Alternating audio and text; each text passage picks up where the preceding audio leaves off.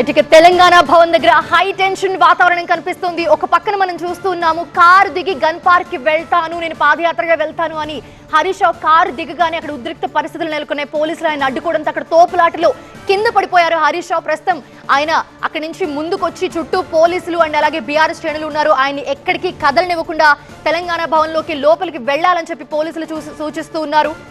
ఇక మరింత సమాచారం అక్కడ నుంచి వాసు అందిస్తారు. ఇటు తెలంగాణ భవన్ ముందు పోలీసులు అడ్డుకుంటున్న దృశ్యాలు మనం చూసుకోవచ్చు. ఆయన కారు దిగి వెళ్తున్న క్రమంలో పోలీసులు అడ్డుకొని హరీష్ రావుని ముందస్తుగా అదుపులోకి తీసుకుంటున్న సిచ్యువేషన్ మనకు కనిపిస్తోంది. ఒకసారి అక్కడ చూడండి, హరీష్ రావుని అది పోలీస్ వ్యాన్లో ఎక్కించేందుకు పోలీసులు తీసుకెళ్తున్న సిచ్యువేషన్ మనకు కనిపిస్తోంది. ఆ దృశ్యాలన్నీ కూడా కనిపిస్తున్నాయి. ఇటు హరీష్ రావు ఎవరైతే మంత్రులు ఇటు గురుకురాల స్కామ్కి సంబంధించి ఏదైతే సవాల్ చేశారో ఆర్ఎస్ ప్రవీణ్ కుమార్ కాదు కేటీఆర్ కానీ హరీష్ రావు వస్తే మేము ఇటు గన్ పార్క్ దగ్గర చర్చిస్తామంటూ కూడా చెప్పిన నేపథ్యంలో డైరెక్ట్గా ఆధారాలు నా దగ్గర ఉన్నాయి, నేను మంత్రుల దగ్గరికి వెళ్తున్నాను అంటే పోలీసులు అడ్డుకుంటున్నారని చెప్తున్న సిచ్యువేషన్ అయితే మనకు కనిపిస్తోంది. ఒకసారి చూసుకోవచ్చు, హరీష్ రావు పూర్తిగా తను పోలీసులు అడ్డుకున్న నేపథ్యంలో వాళ్ళని చొచ్చుకొని వెళ్లేందుకు ప్రయత్నం చేశారు. కానీ ఈ నేపథ్యంలో పోలీసులు పూర్తిగా అడ్డుకున్న పరిస్థితి మనకు కనిపిస్తోంది. ఆ దృశ్యాలు మొత్తం చూసుకోవచ్చు. హరీష్ రావుని పోలీసులు అడ్డుకొని ఆ వ్యాన్లో ఎక్కించే పరిస్థితి మనకు కనిపిస్తూ ఉంది. ఆ దృశ్యాలు మీరు చూడొచ్చు. ఇటు కార్యకర్తలు అడ్డుకుంటున్నారు. అదేవిధంగా హరీష్ రావు ముగ్గురు మంత్రులకు కూడా ఫోన్ చేశాడు, ఎందుకు మీరు సవాల్ చేశారు, నేను వస్తున్నాను, కానీ మీరెందుకు పోలీసులతోటి ఈ విధంగా నన్ను ఆపే ప్రయత్నం చేస్తున్నారు, మీ పోలీసులకి ఒక ఇన్స్ట్రక్షన్ ఇవ్వండి, నన్ను వదలండి, ఖచ్చితంగా నేను ఆధారాలన్నీ నా దగ్గర ఉన్నాయి, నేను వచ్చి మొత్తం కూడా మీతో చర్చలో పాల్గొంటాను, అప్పుడు తెలుస్తుంది తెలంగాణ ప్రజలకి ఎవరు ఏం చేశారు, ఎవరు అప్పులు చేశారు, ఎవరు స్కాములు చేశారు అంటూ కూడా హరీష్ రావు వ్యాఖ్యానించిన పరిస్థితి నెలకొంది. చూసుకోవచ్చు తోపులాట ఏ విధంగా జరుగుతుందో. ఇటు హరీష్ రావు చుట్టూ కార్యకర్తలు ఉన్నారు, పోలీసులు ఉన్నారు. హరీష్ రావుని పోలీసులు వ్యాన్ ఎక్కించేందుకు ప్రయత్నిస్తున్నప్పటికీ కూడా కార్యకర్తలు పూర్తిగా అడ్డుకుంటున్నారు. హరీష్ రావు పూర్తిగా తోపులాటలో ఇరుక్కుపోయిన దృశ్యాలు మీకు అన్ని కూడా కనిపిస్తున్నాయి. హరీష్ రావుతో పాటు ఆర్ఎస్ ప్రవీణ్ కుమారు 30,000 కోట్లు అప్పు చేసి రుజువు చేస్తే, రుజువు చేయకపోతే నేను రాజీనామా చేస్తాను. నాకు ఇప్పుడే తెలిసింది హరీష్ రావు అమరవీర సూపర్ వస్తుంది. నేను కూడా అడిగే వస్తున్నా. 5 నిమిషాలు ఈ గాంధీ భవన్లో కొద్దిగా 10 నిమిషాలు అంటే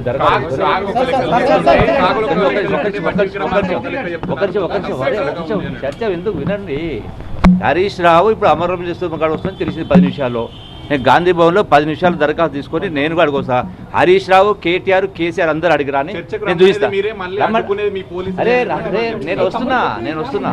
నేను వస్తున్నా కేసీఆర్ అని, కేటీఆర్ అని, హరీష్ రావు ముగ్గురు అని అమరవీర రమ్మని అరే వాళ్ళ బాబు దగ్గర బామర్దరు ఎందుకు ఆల్రెడీ హరీష్ రావు బయలుదేరిందట అమరవీర సభ కాడికి. ఆ కేటీఆర్ బామర్దను కూడా అడిగి రమ్మని చెప్పండి, నేను అక్కడికి అరగంట అక్కడ ఉంటా. అమరవీర సభ కాడికి వస్తుంది. సంజయ్ కూడా పోలీసు వ్యాన్లో ఎక్కించిన దృశ్యాలన్నీ కూడా మీకు కనిపిస్తున్నాయి. కార్యకర్తలు అడ్డుకునే ప్రయత్నం చేశారు, కానీ పోలీసులు పూర్తిగా ఇటు బందోబస్తు ఏర్పాటు చేసి రోపే ఏర్పాటు చేసి ఇటు హరీష్ రావుని వ్యాన్లో ఎక్కించిన సిచ్యువేషన్ కనిపిస్తోంది. హరీష్ రావుని ఇప్పుడు వ్యాన్లో ఎక్కించి పోలీసులు తీసుకెళ్లేందుకు సిద్ధమయ్యారు. ఆ వ్యాన్ కూడా మీరు చూసుకోవచ్చు. 2 వ్యాన్లు ఏర్పాటు చేశారు పూర్తి స్థాయిలో. ఇటు భవన్ నుంచి హరీష్ రావు బయటికి రాగానే భవన్ బయటే పోలీసులు వెంటనే అడ్డుకున్నారు. సో మీరు అక్కడికి వెళ్ళడానికి వీల్లేదు, సో కొంచెం లా అండ్ ఆర్డర్ ఇష్యూస్ వచ్చేలాగా ఉందని పోలీసులు హరీష్ రావుకి చెప్పారు. కానీ హరీష్ రావు మంత్రులే రమ్మన్నారు కాబట్టి, ఈ ప్రభుత్వమే రమ్మంది కాబట్టి తాను వెళ్తున్నానంటూ కూడా హరీష్ రావు పోలీసులకు చెప్పారు. కానీ పోలీసులు ససేమిరా అనడంతో కొద్దిసేపు పోలీసులకి హరీష్ రావుకి బీఆర్ఎస్ కార్యకర్తలకు మధ్య తీవ్ర వాగ్వాదం జరిగింది, తోపులాట జరిగింది. ఆ తోపులాటలో హరీష్ రావు చివరికి కింద కూడా పడిపోయిన దృశ్యాలు మనం చూసాము.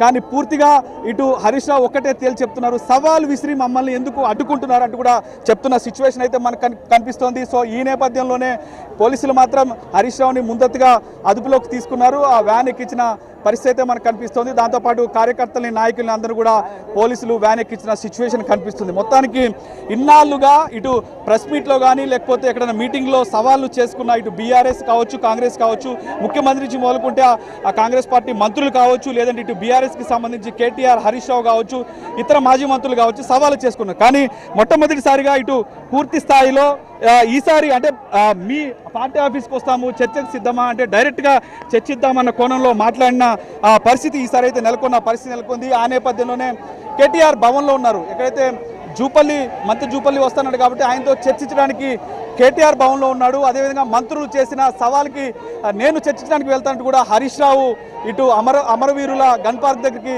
వెళ్లేందుకు సిద్ధమయ్యారో చూసుకోవచ్చు. హరీష్ రావు బయటకు వచ్చి మాట్లాడుతున్న దృశ్యాలు మనకు కనిపిస్తూ ఉంది. తనని అక్రమంగా అడ్డుకున్నారంటూ కూడా ఆయన చెప్తున్నారు. పోలీసులు కావాలనే ఈ విధంగా ప్రవర్తిస్తున్నారు అంటున్నారు. పోలీసులను అడిగితే పైనుంచి వచ్చిన ఆదేశాలు ఉన్నాయి కాబట్టి మిమ్మల్ని పంపించడానికి వీల్లేదు, లాండ్ ఆర్డర్ ప్రాబ్లం వస్తుందని పోలీసులు చెప్పారు. అలాంటప్పుడు మంత్రులు ఎందుకు సవాలు విసిరారు, మంత్రులు ఎందుకు నన్ను రమ్మన్నారు అంటూ కూడా హరీష్ రావు మంత్రులకి సూటి ప్రశ్న వేశారు. డైరెక్ట్గా ఇటు ముగ్గురు మంత్రులు ఎవరైతే పొన్నం కావచ్చు, అడ్డూరు లక్ష్మణ్ కావచ్చు, అజరుద్దీన్ కావచ్చు, వాళ్ళందరికీ ఆయన డైరెక్ట్గా ఫోన్ చేసిన పరిస్థితి నెలకొంది. ఫోన్ చేసి ఫోను ఎత్తమని చెప్పిన పరిస్థితి నెలకొంది. కానీ వాళ్ళెవరు కూడా ఫోన్ లిఫ్ట్ చేయలేదు అంటున్నారు. చూసుకోవచ్చు హరీష్ రావుని ఎక్కించిన తర్వాత హరీష్ రావుని తీసుకెళ్తున్న వాహనం ముందు మొత్తం బీఆర్ఎస్ కార్యకర్తలందరూ కూడా బైఠాయించిన ఆ దృశ్యాలు మీకు కనిపిస్తున్నాయి టీవీ9 స్క్రీన్ మీద.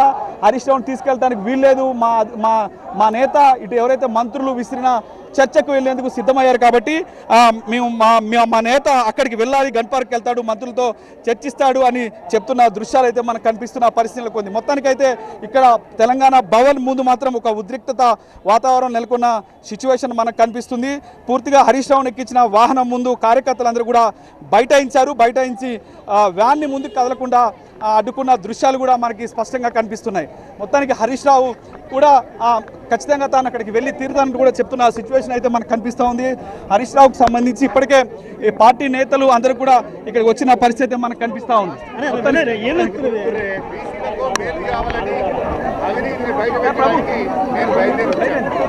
తెలంగాణ భవన్ నుంచి మా ఆర్ఎస్ ప్రవీణ్ గారు, మా నాయకులు మాజీ మంత్రులు శ్రీనివాస్ గౌడ్ గారు అందరం కలిసి మేము బయలుదేరాం.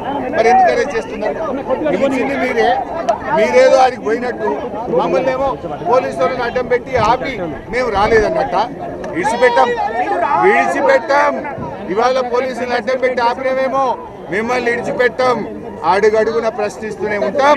అసెంబ్లీలో కూడా రేపు చర్చకు పెడతాం. మీ అవినీతిని ఎండగడతాం. మంత్రులతో కూడా మాట్లాడే ప్రయత్నం చేస్తున్నారు. మంత్రులతో పోలీసులు మమ్మల్ని ఆపుతా ఉంటే నేను ముగ్గురు మంత్రులకు ఫోన్ చేశాను.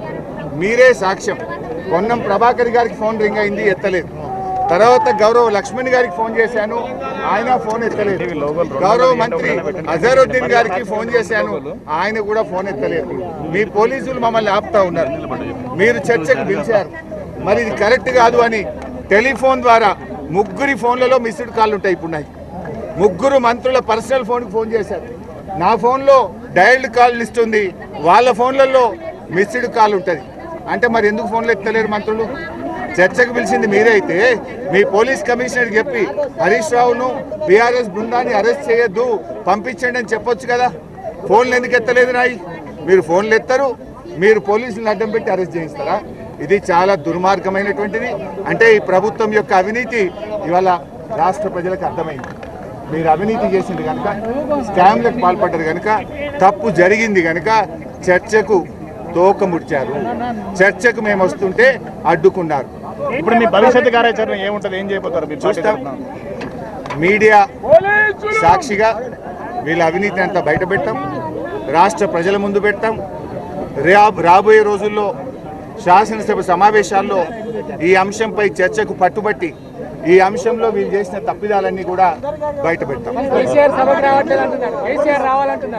మమ్మల్ని మాట్లాడే మీకు ధైర్యం లేదు. మేము మాట్లాడితేనే 6 మంత్రులు లేచి అడ్డుపడుతున్నారు. మేము అడిగే ప్రశ్నలకే సమాధానం చెప్పే పరిస్థితి లేదు. కేసీఆర్ గారు మాకు ఏ డైరెక్షన్ ఇస్తే వారి డైరెక్షన్లోనే బీఆర్ఎస్ పార్టీ పనిచేస్తారు.